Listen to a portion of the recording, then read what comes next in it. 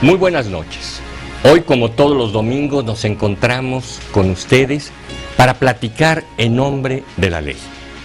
Estamos transmitiendo desde los estudios de Excelsior Televisión en la esquina de la información en la Ciudad de México, y esta noche de domingo ha aceptado nuestra invitación el doctor Miquel Arriola, Miquel Andoni Arriola, comisionado de COFEPRIS, es decir, de la Comisión Federal para la Prevención de Riesgos Sanitarios. Muchas gracias, Miquel, por haber aceptado esta invitación de Excelsior Televisión. Encantado, José Elías, siempre subrayando el gran aprecio y además admiración que te tengo como abogado. Es un gran honor estar en este espacio contigo y con Excelsior Televisión.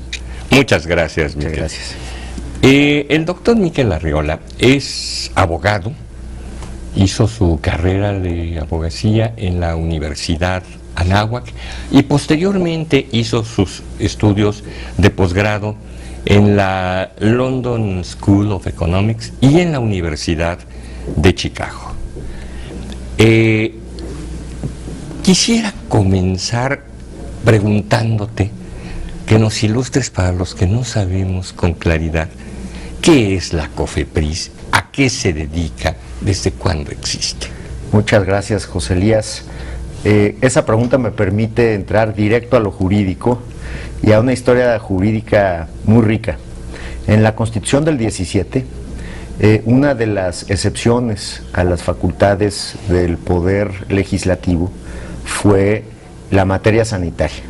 En 1917, después de la Revolución, las personas morían de enfermedades infecciosas, sí, generalmente epidemias, y de lesiones.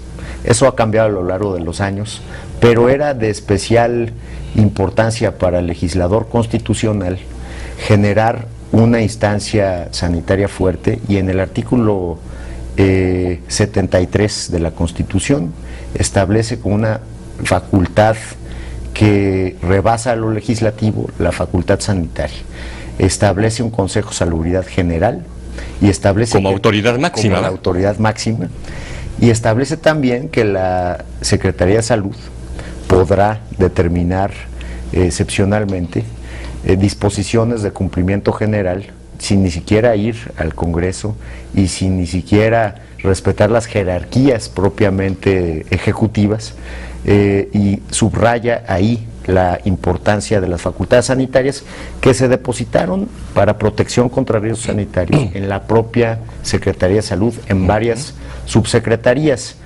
Es hasta el año 2001 que el propio legislador establece un órgano desconcentrado precisamente para concentrar todas las facultades en materia de protección sanitaria que estableció la Constitución y las leyes secundarias administrativas. Y cuento esta historia, ¿por qué? Porque entre 1917 y 2001 hay otra reforma constitucional en el 84, que es la universalización de la salud como un derecho universal. Y es así como en el 2001 el legislador establece que se le tiene que dar consistencia y cuerpo a esa garantía constitucional, y establece una reforma de fondo, una reforma donde pone a la Secretaría de Salud como el hacedor de la política y le da dos patas a ese esquema constitucional. Primero, el financiamiento para que sea universal la salud, para que todos los mexicanos podamos acceder a servicios, y crea el Seguro Popular. Y del otro lado crea a la Policía de la Salud, al encargado de la salubridad general, y ahí incorpora al régimen jurídico mexicano a la Comisión Federal de Protección contra Riesgos Sanitarios, que tiene tres grandes áreas de trabajo. Primero, la regulación sanitaria, decir qué es riesgo sanitario, después establecer medidas coactivas para hacer cumplir su imperio, y tercero, fomentar la prevención sanitaria. Es desde el 2001 hasta la fecha que vive la COFEPRIS, y podemos dar algunos ejemplos de otras instancias en otros países que ya son más famosas, sí, como la FDA de Estados Unidos, como la Agencia de Medicamentos de Europa, como la FDA de China, como la Anvisa de Brasil. Entonces la COFEPRIS se incorpora, es relativamente joven, pero México ya tiene un regulador sanitario incorporado en una figura jurídica distinta de la propia Secretaría de Salud. En algún tiempo México vivió, o da la impresión de que vivió, con una especie de desregulación que permitió que muchos medicamentos, pues incluso algunos que ahora hemos llamado milagro, o productos maravillosos, o algo, hicieran su agosto con riesgos gravísimos para la salud de sus consumidores y con una falta de ética para la explotación de esos productos. Ahora ha mejorado mucho la regulación y la vigilancia de la autoridad, según tengo entendido. ¿Vamos bien en este camino? Creo que me lo preguntas, José Elías, y yo te respondería en dos vertientes. Primero, que a partir de que México empieza a dar registros de medicamentos, esto es después de la Primera Guerra, en 1920 más o menos, no se establece una obligación de renovar esos registros de medicamentos. Entonces, entre 1920 y 2005, vemos que se emitieron un sinfín de registros sanitarios de medicamentos y no se establecía de qué calidad y tampoco se establecía con qué temporalidad.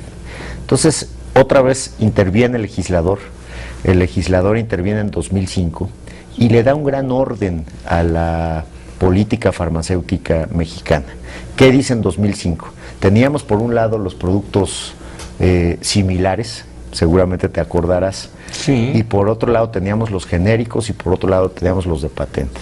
Lo que pasó fue que el 2005 lo que dice el legislador es solamente en el mercado mexicano va a poder haber dos tipos de medicamentos, los de patente innovadores y los genéricos con una prueba de bioequivalencia.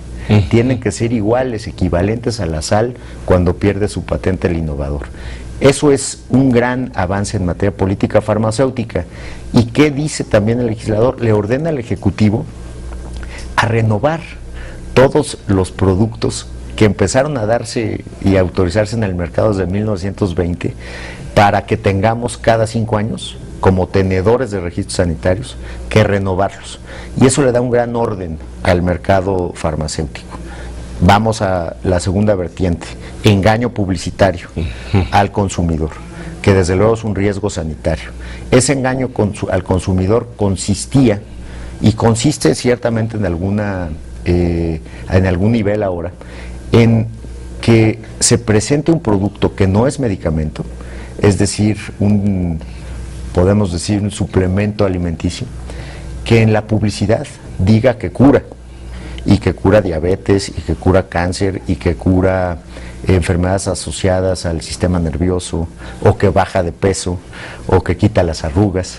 Bueno, que lo pone a uno guapo, ¿verdad? O que lo pone a uno inteligente. Sí, los guapos somos guapos e inteligentes, entonces no necesitamos esos productos.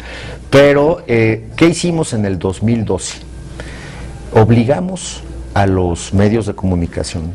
Se oye la palabra brusca, quizá obligar, pero se alineó a los medios de comunicación a que cuando subieran publicidad de productos que prometiesen curar, se acompañaran de un registro sanitario de COFEPRIS. Correcto. Antes de esa reforma teníamos alrededor de 60 productos asociados a 3.500 pautas al mes, que eran productos milagro. ¿Qué son las pautas? Pautas son spots publicitarios. Correcto. Es la unidad del spot publicitario. Correcto. Entonces teníamos que el mercado estaba inundado de información engañosa. También le arrogamos la facultad a la COFEPRIS de obligar a los medios de comunicación a bajar la pauta engañosa en caso de que se pudiera colar esa pauta, de bajarla y de hacerlo en 24 horas. Perfecto. Y después incrementamos 400% las multas. A partir de esa reforma ya no hemos tenido publicidad engañosa en televisión y en medios en general. ¿Y qué ha pasado? Pasamos de un esquema, y lo van a entender bien los abogados, sobre todo los fiscalistas, pasamos de un esquema de evasión sanitaria pura a un esquema posterior, que hoy estamos combatiendo día con día, de elusión sanitaria. ¿Qué es lo que nos hemos... Ya sacamos todo lo que nos preocupaba Bronco, Sí. eso ya está fuera. Pero en publicidad hoy tenemos que cuidar que los productos registrados atiendan a sus características curativas. No podemos decir que un genérico es mejor que otro. No podemos decir que un medicamento para la tos cura la influenza.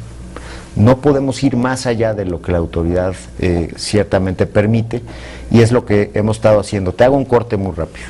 2013-2014 hemos podido sacar alrededor de 250 spots, que además hemos impuesto multas por alrededor de 70 millones de pesos, y afortunadamente vamos a seguir ahí. ¿Qué estamos haciendo en el mercado? En las tiendas, en los tianguis. En 2010, por darte un ejemplo, se habían asegurado alrededor de 11,000 piezas de Productos Milagro. En la administración del presidente Peña llevamos 2,400,000 piezas aseguradas. ¿2 millones? 2,400,000. No, pues son unas cifras contrastantes absolutas, ¿no? Muy contrastantes, porque la tolerancia de la autoridad es cero. Cualquier engaño al público es nocivo para la sociedad, pero un engaño al público en materia de salud es un acto totalmente antisocial que no vamos a permitir y que vamos a combatir con todas las herramientas que tiene la COFEPRIS. Es desde luego muy estimulante como ciudadano, como parte de una sociedad, el saber estas preocupaciones de nuestro gobierno, es decir, que en materia de salud estemos cuidados, estemos protegidos por nuestra autoridad, y que esta tarea se lleve a cabo día con día. Vamos a un brevísimo corte para regresar y seguir platicando con Miquel Arriola, comisionado de COFEPRIS.